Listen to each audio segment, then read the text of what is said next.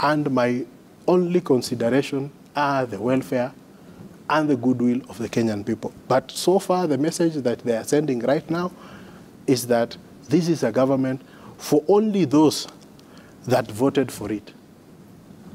That is in the first instance when it comes to sharing political power and the national cake.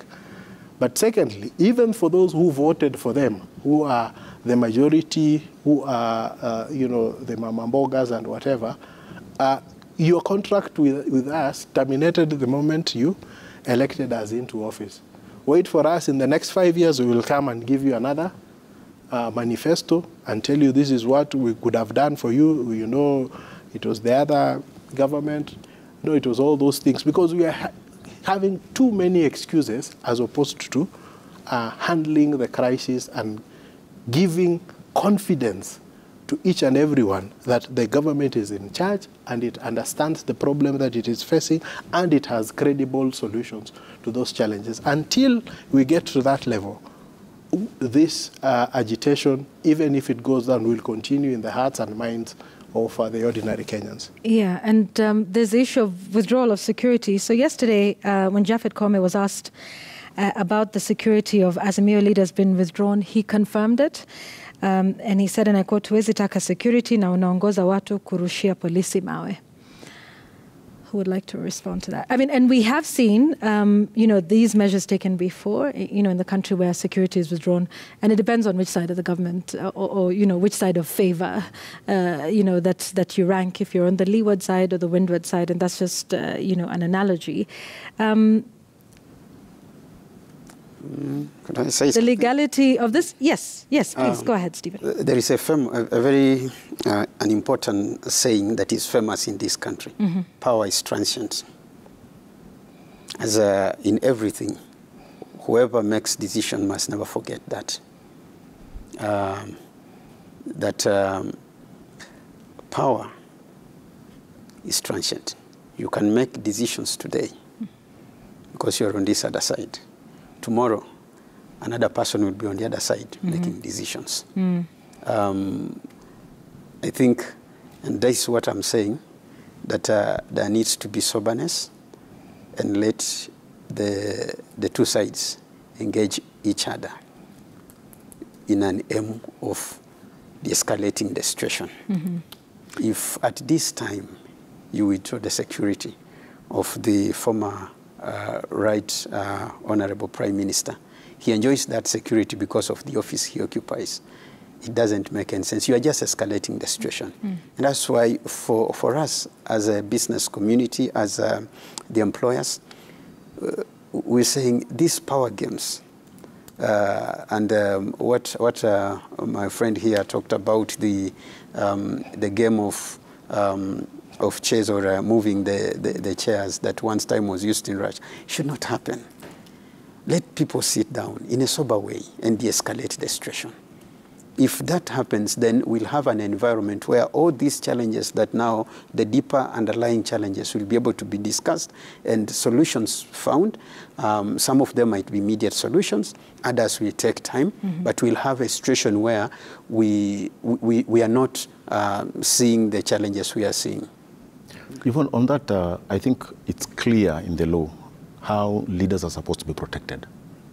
Now, when we start applying the law selectively, depending on which side of the device you are on, then we are treading into dangerous grounds. Because basically, it's written, it's in black and white, that the former Prime Minister is supposed to be accorded this kind of security. The former Deputy President equally.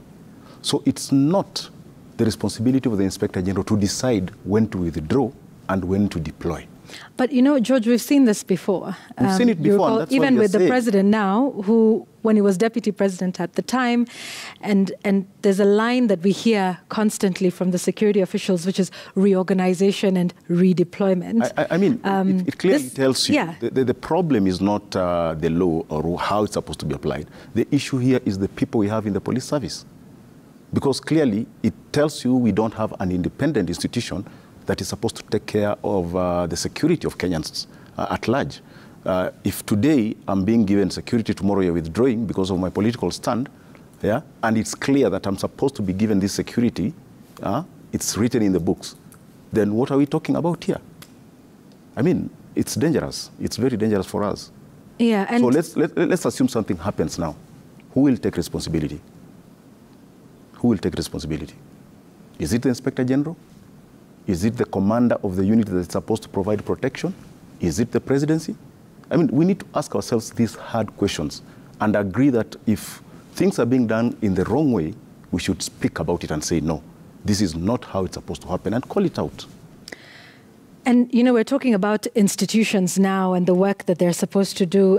Eric, earlier on, when we started this conversation, you talked about, you know, those institutions and perhaps them not, you know, functioning as they should. For instance, would this be a conversation that would happen in Parliament? And how would that conversation play out?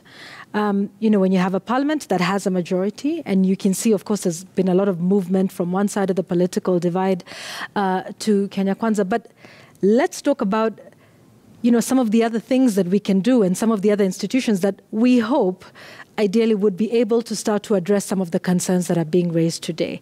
Parliament being one of them. You know, what are the others, and how do we strengthen them to be where we want to be and do and address the issues that we elect them to, pay them to do as well, and give them the responsibility and the mandate for 5 years. And then there's also independent constitutional commissions. There's the Law Society of Kenya. There's, you know, it seems like we're not short of institutions in this country that can, that are meant to handle our affairs. You even have the private sector coming together as the Private Sector Alliance, as the Association of Manufacturers. It seems like, you know, we have so many in private sector and public, independent, constitutional commissions, legislature, 3 arms of government. I think the first place to begin this conversation is in Parliament. And I would expect, or I would have expected, that the president would have tabled his economic recovery plan or economic stimulus plan, having consulted with the leadership, with the business community, the various business communities, in terms of what are their wish list. How do you see us, you know, assisting you as government to kickstart some of these things, so that you have a national dialogue that happens in Parliament and in what we call a bipartisan spirit. Mm-hmm. Because in Parliament, the majority and the minority should be able to strike consensus on items of national good. Mm-hmm. So, for example, what we are seeing right now as extremely mischievous responses to the challenges that we are facing. The government will say that we have a problem with the farmers are unable to access farm inputs. And so what are we doing? We are giving you know, a waiver, either a tax waiver for importation of fertilizer or a tax waiver for importation of maize and everything. And rice, yeah. But why is that conversation not happening in Parliament? So that it is part of a package. There is accountability. There is a proper discussion in terms of these are the parameters and this is what we need to do, and how will this fertilizer, for example, when it is imported, how will it get to the local farmer? So when you look at the measures that are being taken, you might be tempted to believe that these are private entrepreneurial arrangements that are made between some people in government with you know, the importers of those particular items. And that is the reason why such important decisions that are actually meant for the benefit of Kenyans are not being taken to Parliament. Because the moment you sidestep Parliament, then you create that environment of secrecy using national good to actually perpetuate private commercial considerations. Look at the proposal, for example, that the government is making to bypass Parliament when it comes to privatization of public resources. That in itself tells you that there is a selfish motive behind that, because these are assets or these are parastatals that have been set up for public good, using public resources. So how can you come up with a law that seeks to bypass Parliament so that it makes it easier for the executive to be able to handle those transactions? So when you look at everything that this government is doing, it is sending it is very consistent on a particular message. It is consistent that it wants to operate in a manner that ditches accountability, transparency, and this is the reason why people are on the streets, because they are looking at every decision that the government is making, and they are not seeing themselves as at the center of those decisions. Not seeing themselves at the center of that. We're still trying to get to our reporters on the ground to update you, but we can now show you that this is in Kibra. The convoy that started out at least in Kawangware made its way to Ngong Road, was not allowed to access the CBD, and is now in Kibra. I think they made their way through the ASK showgrounds and now in Kibra. Our Seth Olale is now in Kibra and joins me live now to talk about the situation here. Seth, what can you tell us about, you know, where this is and what the plan is going forward? Well, good afternoon, Yvonne. This is one of the access points to Kibra. This is the DC area. The District Commissioner office is just on my right, but this particular road is now a no-go zone because the police officers here, they've gotten wind that Raila Odinga, the Azimio leader, is accessing Kibra from the showground, which is about 7 kilometers from the other end. So what they're doing right now is to block this particular exit or access way to Kibra so as to prevent Raila's convoy from going all the way to Ngong Road. Apart from this particular contingent of police officers, the anti-riot from the General Service Unit, we have counted at least 4 police cannon vehicles just at the entrance of, just at the junction, the Prestige Junction that is also bordering the way to Yaya Center and the link road all the way to from Kibra to Langata. So we have multiple security officers there, and these particular ones you're seeing on your screen, Yvonne, this is just one particular unit. There are at least 6 units just like this, just manning this particular area. The mission is simply prevent Raila Odinga's convoy from accessing the Ngong Road. So, well, Leto and Maurice, Commander, our colleagues are on pursuit, trailing Raila's convoy from the ASK show. Right now we're being told that they're about 6 kilometers from where we are. We on this other side, together with my cameraman Kevin, we're keeping watch to see whether and when Raila Odinga and his convoy will make its way here.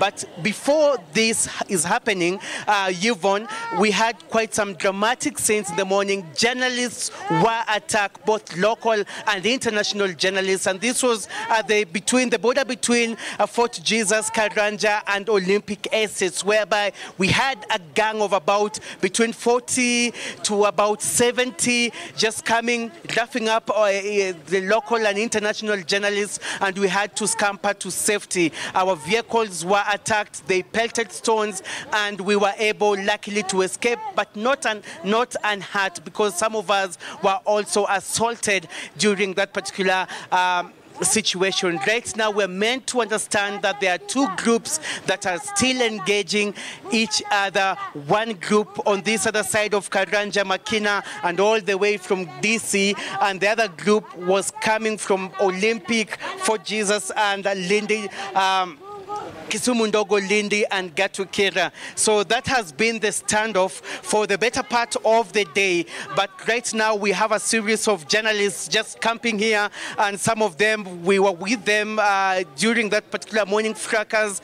Right now we're just taking precaution. We're keeping a distance really, just to ensure that in as much as we're covering these events live, but we are also ensuring that we are safe. We also want you to show you one of the water cannons belonging to the GSU that has also been on standby here. Like I said, Yvonne, this is just one. There are at least 6 others just around this particular area. We're talking about one station between the link road from Kibra to Langata. There are at least 3 at the junction Yaya Ngong Road intersection, and now we have 2 others.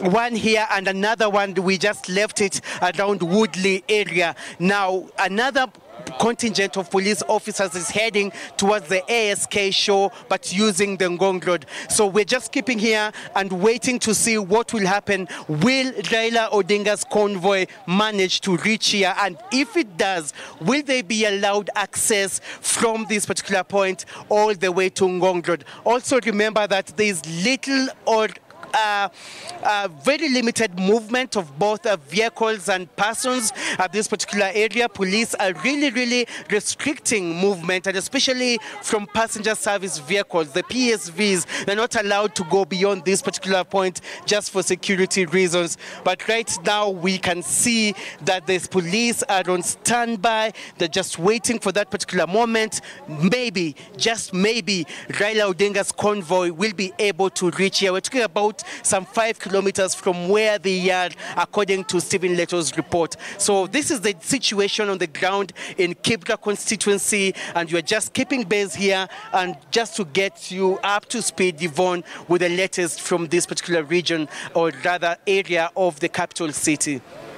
Thank you, Seth Olale, live from Kibra. And thank you for going back out into the field despite what happened to you, other local journalists, as well as international journalists a little earlier when they were attacked by a mob while covering the events of the day today. We'll definitely tell you more about that in our later bulletins tonight. So look out for that report. I just want to talk a little bit about when things get out of hand, George.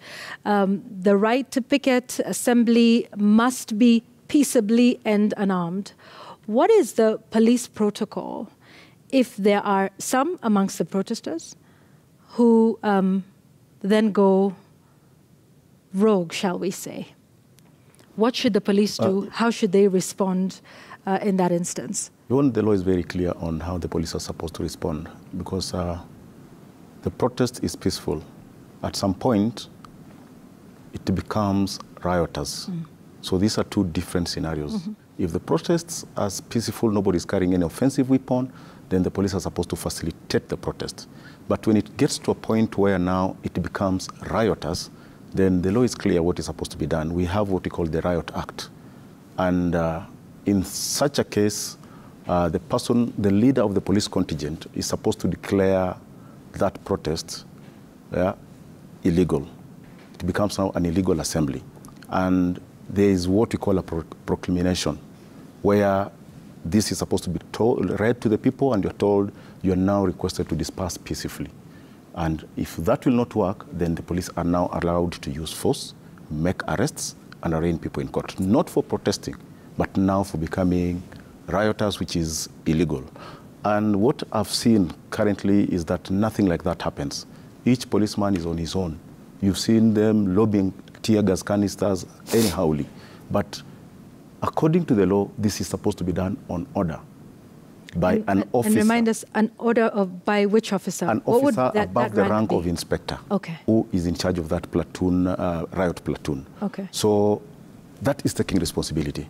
But what is happening right now, even if you ask people who threw this tear gas, nobody will tell you. Because when you go out, you're given this equipment, and you're given instructions, because in normal circumstances, when we have a platoon of 32, 27 of them are supposed to only carry batons and not tear gas. And then we have 2 gas gunners. They use this firearm to shoot tear gas. And then we have 2 officers who are supposed to carry live rounds. And this will only be used on orders, not anybody just doing things the way they are doing themselves. And if you look very clearly, the setup that we have currently does not conform to that drill, whereby now we have more than officers from different units working together, a cocktail of officers, each trained differently. So you don't know who does what. And that is a very dangerous situation. If you ask how many tear gas canisters have been used so far from last Monday to date, nobody will give you the numbers, because these are supposed to be accountable. These are firearms. They're supposed to be accountable stores. And if you throw them anyhow, that is why you will realize at some point you will find wananchi in possession of these tear gas canisters, because nobody knows who has what. And when they leave this scene, the police will go with these tear gas canisters to their houses. What will they do with them? Some of them, because they might be sympathetic. We can't now, we are in this society. Some might be sympathetic to the Azimio what? Protests. And they will end up now giving this out to their people and telling them, look, when we get out there on Thursday, you can use this. So there is a clear-cut process and procedure of dealing with crowd control and crowd management, which I don't think is being followed now. And that is why you will find that we have those cannons. I don't know who gives instructions that now you can empty the cannons on people, because it's dangerous to the life of the people. So I think we need to have a conversation whereby the police will be told clearly, this is your responsibility to the people of Kenya, not a particular group. And when you go out there, you are there to enforce the law, protect life and property. Not the other way around, when you people now become the problem to the people. And this is exactly what we did in Sabasaba. And at the end of the day, as he's talking about dialogue, after 3 days, Moi decided, no, this is too much. People are hurting, businesses are hurting. And he said, now I repeal Section 2A. And things went quiet. I think that is the direction we're supposed to be looking to. Not now where we feel that we can use the police to fight a political war. Okay. Let's listen to, let's take a look at what's happening elsewhere, away from the capital. We focused on Nairobi quite a bit. Can we focus on Kisumu for a moment? Our Laura Otieno is joining us from there live. Laura, what has the day's situation been like in Kisumu? Have we seen protests? What's the security situation like? Have the protesters been allowed to, make their petition? The state of businesses and the economy in Kisumu, Laura? Well, Yvonne, it has been quite an eventful day looking at what has been happening in Kisumu from about 11 a.m. onwards, because the day started quite slow. We had seen the Azimio leaders in this county presenting their permit to their request. When they were putting their request to the police last week, they had indicated that they would begin the protests at 6 a.m. all the way to 6 p.m. But then that delayed because of the showers that were there in the morning. But then at around 11, there was a group of protesters that was led by Kisumu Governor Anyang' Nyong'o, and they were basically making their way, they were basically marking their routes out of the CBD. But then there was some sort of clash, because there was a separate group that decided to break away from the governor's procession and make their way into the CBD. But then that is when the trouble started, because they met police somewhere around the Kisumu Boys roundabout, and it has been an intense game of running battles between the police and protesters for about 4 hours. And up to now, we can confirm that one person has been shot dead. We have received information that one middle-aged man has been taken to the Jaramogi Oginga Odinga Teaching and Referral Hospital morgue, bearing gunshot wounds in the chest. And the hospital administrator says that the body was brought in by police. And what the residents of Kondele say is that there was some sort of scuffle between police and demonstrators that led to the shooting of one person. So far, 4 people have been arrested after they were found trying to pelt the police with stones somewhere around the Kisumu Boys roundabout. But as of today, unlike scenes that were witnessed in Kisumu last week, there hasn't been so much of a destruction of property, because the police repelled the crowd somewhere at the Kisumu Boys roundabout before they gained access into the central business district. And we had seen calls by various leaders all the way from last Monday, including the Kisumu governor and other local leaders, appealing to the residents to ensure that they safeguard the property of the business community in the CBD and other environs. So today it was a wait-and-see game. We did not see a lot of business activity in the CBD today. The business community had indicated that it was not very confident in terms of the security that would be offered by the police today, but so far no case of unrest has been reported at the CBD. Most of the drama was between the Kisumu bus park and the Kondele roundabout, and somewhere around the Patel Flats roundabout as well. In terms of transport, there hasn't been much in terms of public transport, because public service vehicles were taken off the road as early as 7 a.m.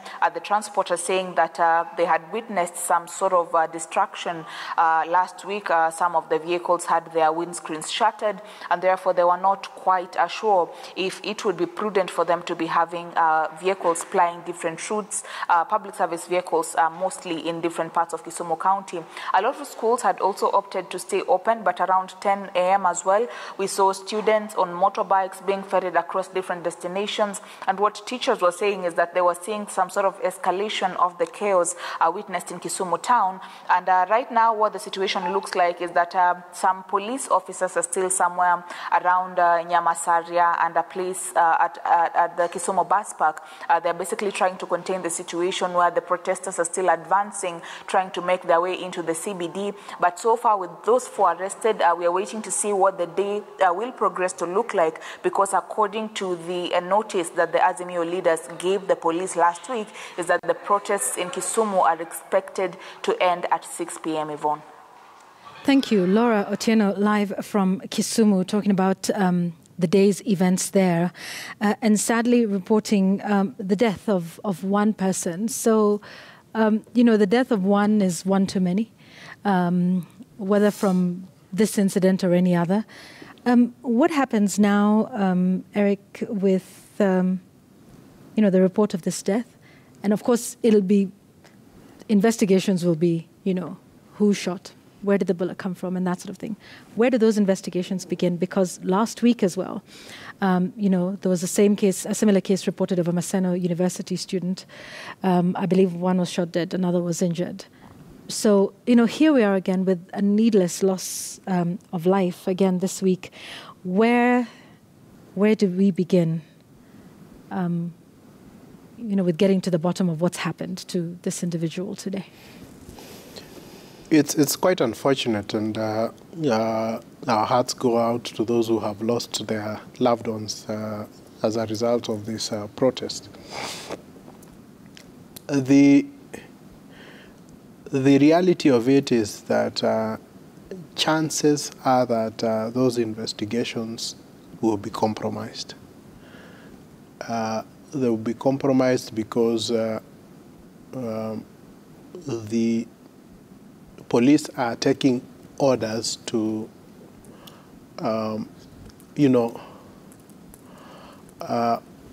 advance a political agenda. And so in the course of that happening, in the event that questions are asked, you find that there'll be so much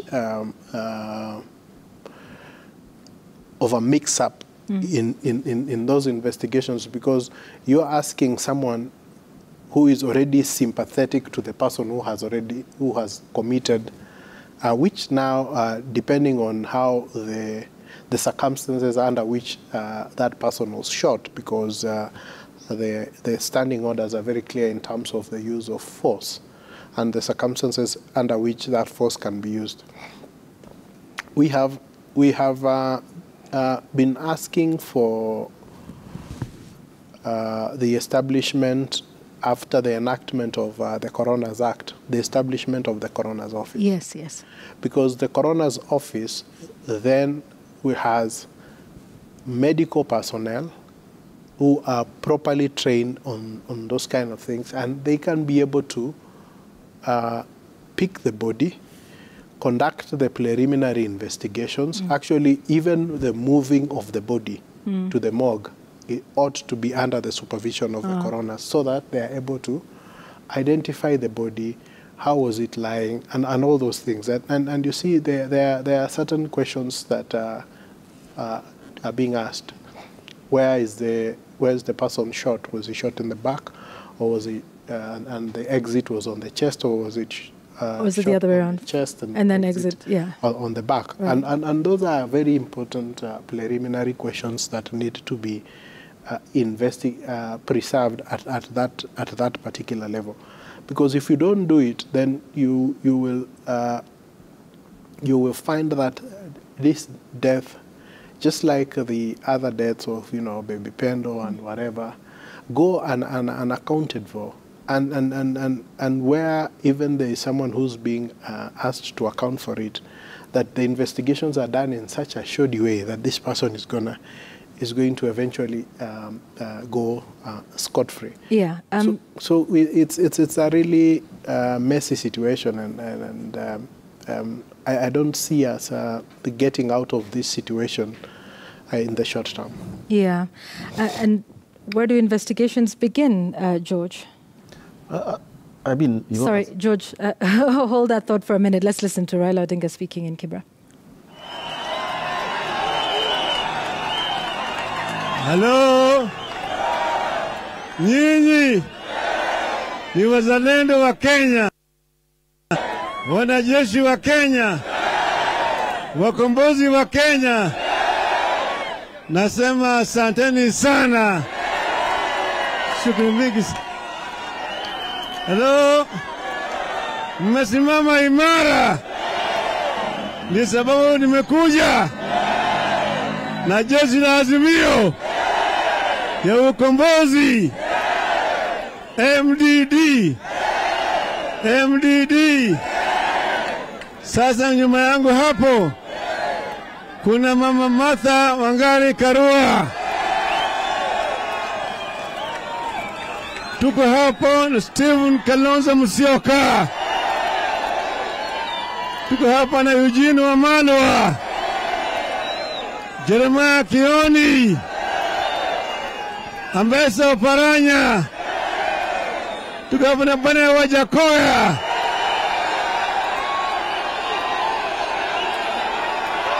Sisi wa baba. Vile tuko na James Orengo. Tuko na Mheshimiwa Oloch, Mheshimiwa Orero. Tuko hapo na Winnie Odinga. Tuko hapo na Babu Owino. Tuko hapo na Edwin Sifuna.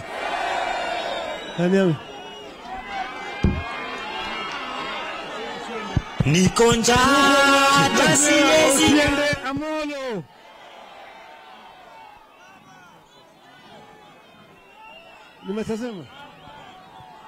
Nimesema. Sasa wacha Martha salimu nyinyi. Niko njaa hata siwezi karanga.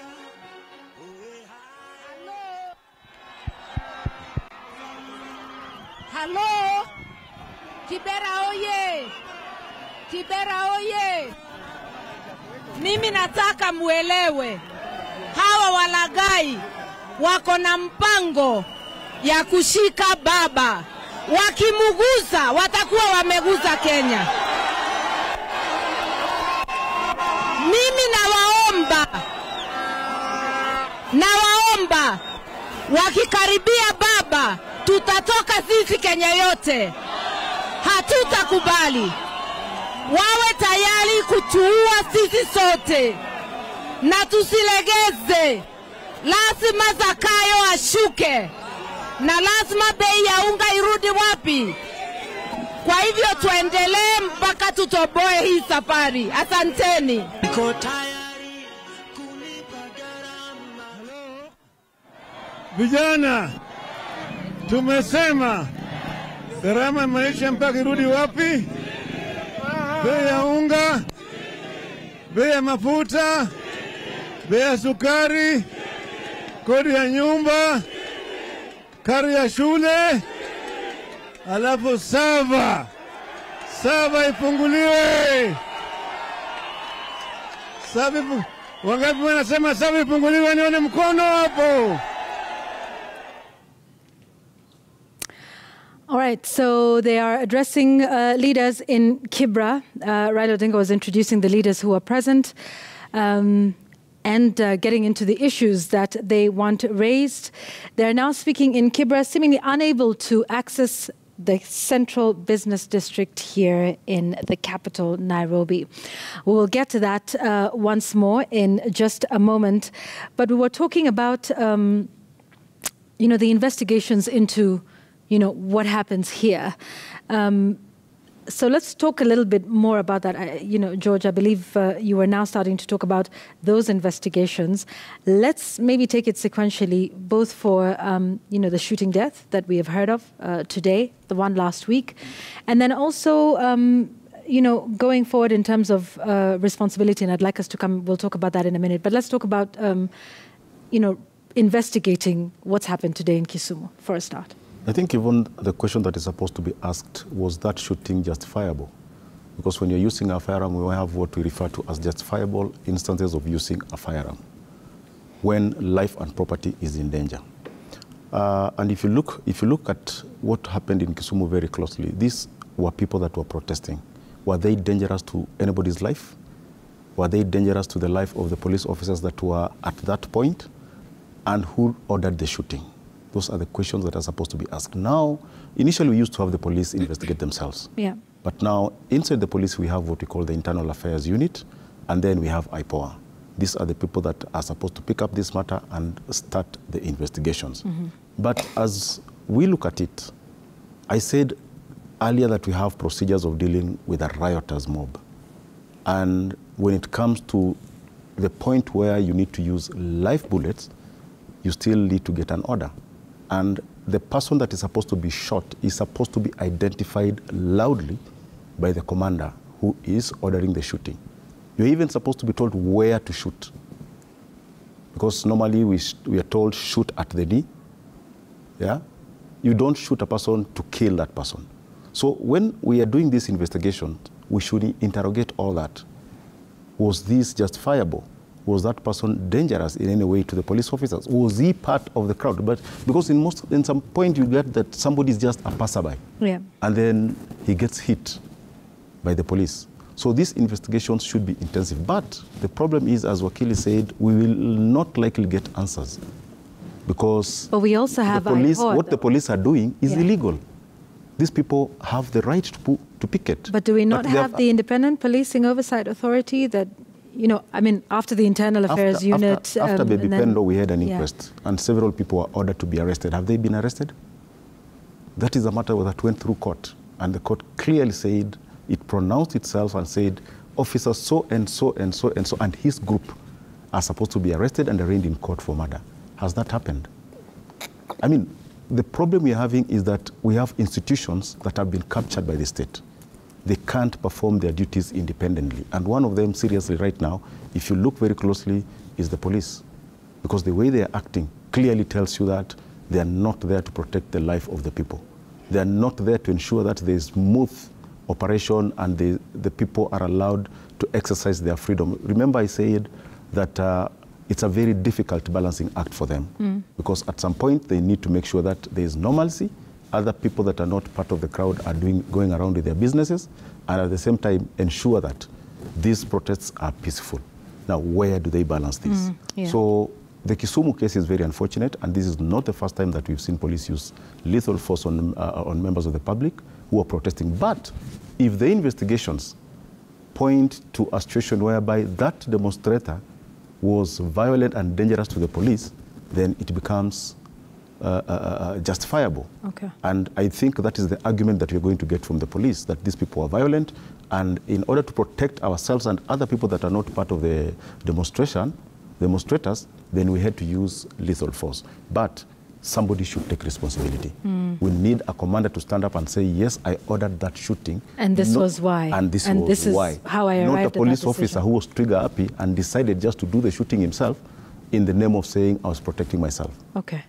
We should take responsibility. Yvonne, all along, all these issues, nobody has ever taken responsibility. Starting from the mayhem that we witnessed from Sabasaba to date.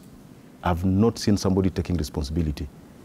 And I hope for the first time, if it's found that the police broke the law, then Koome should fall on his sword.